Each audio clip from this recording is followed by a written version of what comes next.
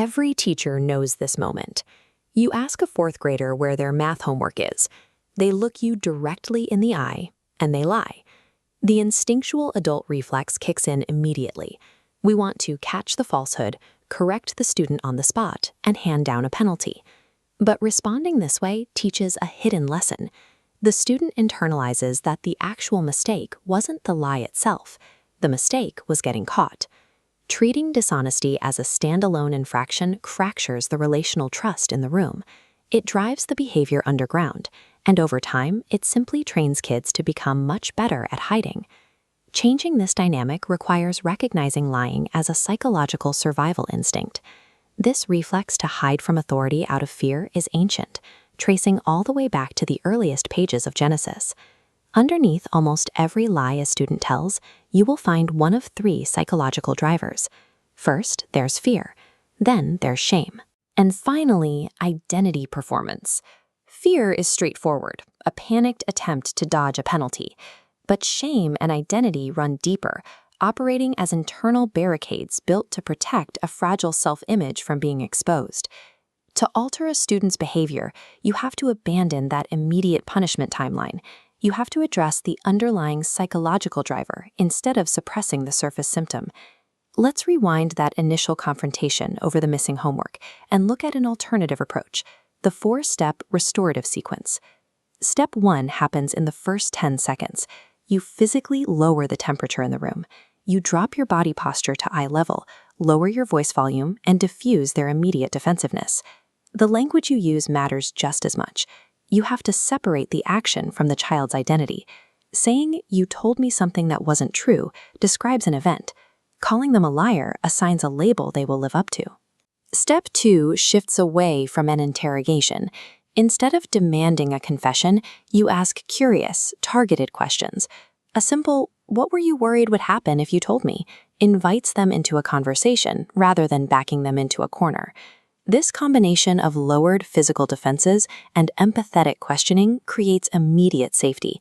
It allows the real driver, whether that's fear, shame, or a desire to look smart, to surface organically. This framework requires dynamic adjustments based on a student's developmental age.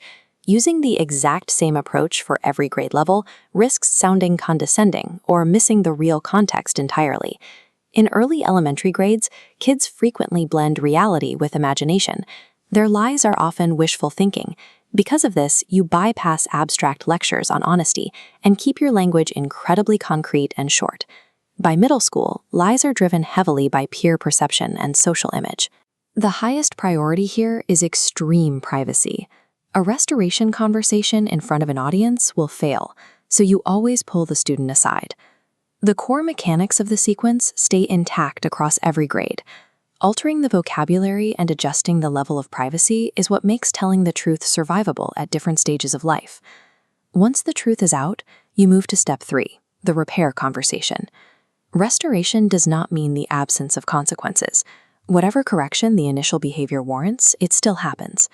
But here is the piece adults frequently skip: explicitly thanking the student for their courage in telling the truth. Acknowledging their honesty right in the middle of a correction reinforces the right behavior. Finally, step 4 separates a one-time disciplinary event from a long-term practice.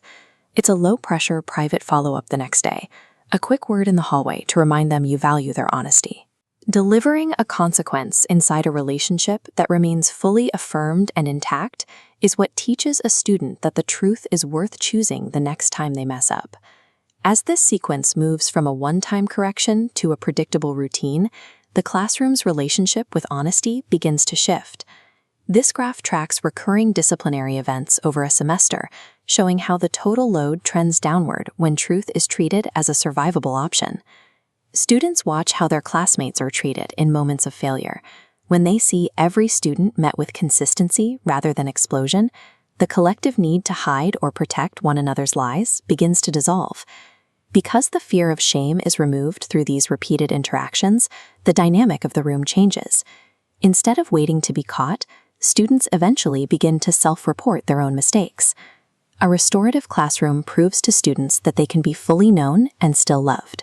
It teaches them that the hard truth is always safer to tell than a lie is to maintain.